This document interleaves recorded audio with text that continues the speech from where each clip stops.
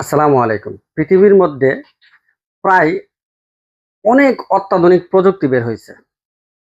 যেটা গণনা করা সম্ভব না। এর মধ্যে একটি অত্যাধুনিক প্রযুক্তি হলো মোবাইল। আসলে অত্যাধুনিক প্রযুক্তি বের হইলে আমাদের কি লাভ হয় আর কি লস হয়? এই প্রশ্নের উত্তরটা আপনারাই কমেন্টের মাধ্যমে দিবেন। আমি কয়েকটা কথা বলবো যে অত্যাধুনিক প্রযুক্তি মোবাইল বের হওয়ার পরে আমাদের কি লাভ হইছে আর কি লস হইছে? আমি ক্ষুদ্র জ্ঞানে যেটা বুঝতে পারছি যে এই অত্যাধুনিক প্রযুক্তি মোবাইলটা বের হওয়ার পরে এখন বর্তমানে শৈশব বলতে কোনো কিছু নাই। আগে যে ছোটবেলা যে মামার বাড়িতে বেড়াইতে যাওয়া, খালার বাড়িতে বেড়াইতে যাওয়া, ফুফুর বাড়িতে বেড়াইতে যাওয়া এবং আত্মীয়দের সাথে যে আসা যাওয়ার যে একটা সম্পর্ক ছিল, এটাও প্রায় বিলুপ্তর পথে। অত্যাধুনিক প্রযুক্তি মোবাইল বের হওয়ার পরে এমনকি বিয়ের দাওয়াত সেটাও মোবাইলের মাধ্যমে দেয়। ঈদের সালাম এটাও মোবাইলের মাধ্যমে দেয়।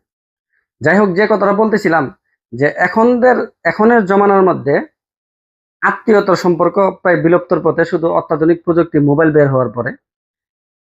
অত্যাধুনিক প্রযুক্তি মানুষের জীবনের সবচেয়ে ইম্পর্টেন্ট পার্ট শৈশব, এটাও প্রায় বিলুপ্তর পথে, এটাও প্রায় শেষ। আমি যদি আমি আমি নিজেকে দিয়ে একটা উদাহরণ দিই, যখন আমার শৈশবটা ছিল আজকে থেকে 30-33 বছর আগে বা 26-27 বছর আগে আমার শৈশবটা ছিল, জানেন কি? স্কুলে ফাঁকি দিয়ে বন্ধুদেরকে নিয়ে চিপার মধ্যে গিয়া ঠাইসা আড্ডা মারা। কি বলতাম সেটাও বলতে পারি না, ঘন্টার ঘন্টা চলে যেত। স্কুলের টাইম শেষ হইয়া সন্ধ্যায় বাড়িতে যেতাম না, খাবার না খায়া। ওই শৈশবটা একবারেই শেষ হয়ে গেছে। তো ওই শৈশবটা আর নাই।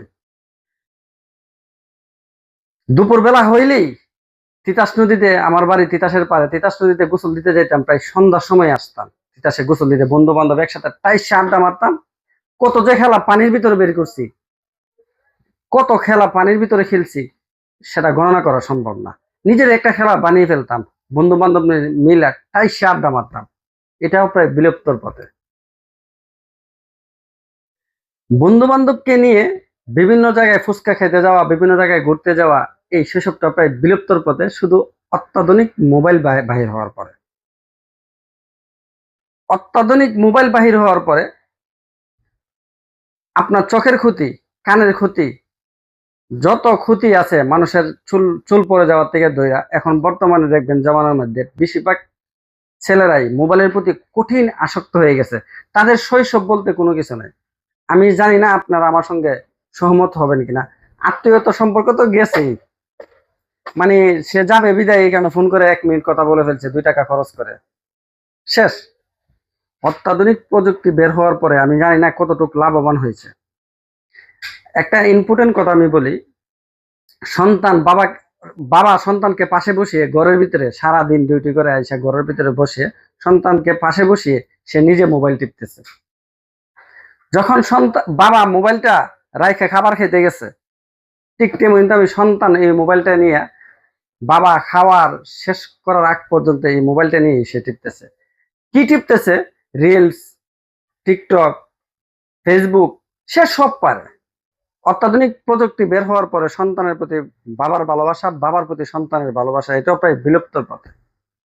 ভাইয়ের প্রতি ভাইয়ের ভালোবাসা, বোনের প্রতি ভাইয়ের ভালোবাসা, এটাও প্রায় বিলুপ্তর পথে। এখন যেগুলো আছে না ভালোবাসা, সব ফেসবুক স্ট্যাটাসের মাধ্যমে।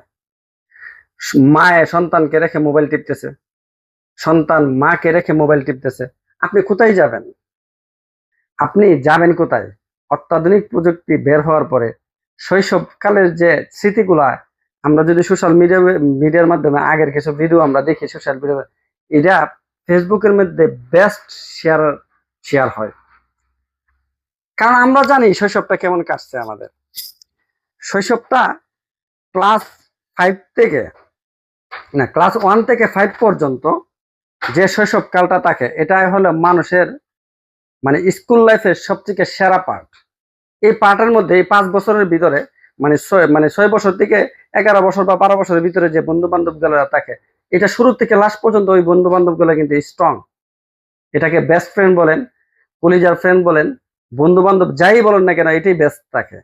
আপনি যদি নিজের দেশ ছেড়ে প্রবাসেও থাকেন, যেমন আমি প্রবাসী, প্রবাসে যে আমি এত বছর ধরে আছি, 15 বছর আমি আছি, তেমন বেস্ট ফ্রেন্ড কিন্তু আর হয় না।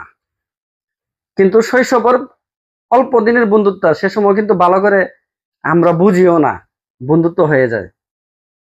ভালো করে একজনকে খাবারও খাওয়ানো হয় না, সারা দিন না খেয়ে ঘুরতি।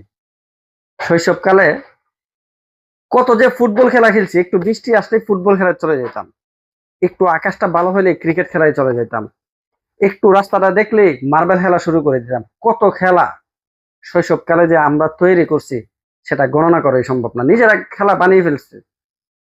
তাহলে কি বলতে চাইছি, যে অত্যাধুনিক প্রযুক্তি মোবাইল বের হওয়ার পরে মানুষের সকল বিবেক আক্কেল সব চলে গেছে। এখনের জামানার যে ছোট ছোট ছেলেরা, বিশেষ করে মেয়েদের অঙ্গর মধ্যে যা যা পতঙ্গ আছে সব জানে, 8 বছরের ছেলেরা। আমাদের সময় প্রায় 15 বছর, 16 বছর বয়সেও আমরা এটা পারি নাই, আমরা বুঝিয়ে নাই। যারা আমার ভিডিওগুলো দেখছেন, এই বিষয়ে আরেকটি ভিডিও বানানো হবে ইনশাআল্লাহ। আপনারা আমার ভিডিওটা দেখবেন, ভালো লাগলে অবশ্যই মতামতটা কমেন্টের মাধ্যমে জানাবেন।